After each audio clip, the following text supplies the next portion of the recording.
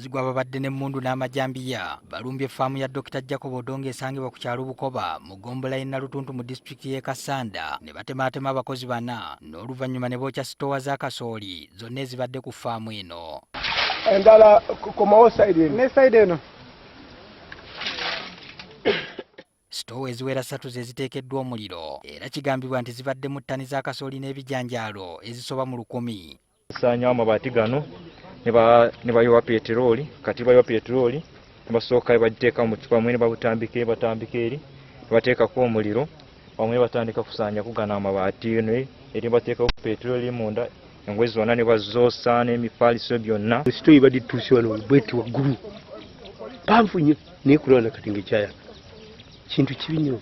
Batute sola zibadde 10 ne battery yako zibadde 6. Generator zibadde 4 batute 3 emu ne bagikumamu omuliro. Isaac Ogwalo nga ye maneja wa ffaamu eno atubuulidde engeri abazigu abagambibwa okubanga babadde basoba mu 5 gye babatulugunyizzaamu. Nabatwala n'egundi embizi yonna bagitute ne roll of wire barbed wire yonna bagitute ne esumuluzo ya tractor ne bagitute era kati matwaka ngemanyi ne engine yako bataddemu omunyu bayiwemu omunyu mu engine ne bagenda. Abamu ku bakozi abaasumattuse obulumbaganyi buno bannyonnyodde engeri bannaabwe okuli John Omuna, Stephen Ongodya oba ne Kakwanzi gye basanjagiddwamu ebiso era kati bajjanjabirwa mu ddwaliro ekkulu Emityana. Kati omwe batemye wano muganda wa dokita yabadde mu mbeera mbi bamutemye wano bamutema wano mbe yabadde bubi kati omulala bamutema wano omulala bamutemye wano bonna babadde mu mbeera mbi mbe.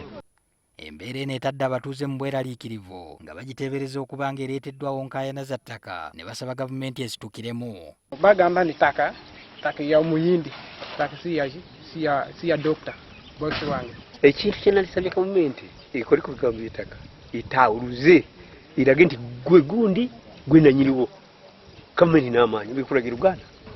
Omwogezi wa poliisi mu bitundu by'Ewamala Robert Ochomo akakasizza obulumbaganyi buno n'ategeeza nga poliisi bwetandise okunoonyereza okuzuula abaabwenyigiddemu. Ne tukwatayo abasajja 4 abateeberezebwa kubanga nabo beetabye mu kikolwa kino. Bano babadde basikaari abakola ne kampuni ya Focus Security Limited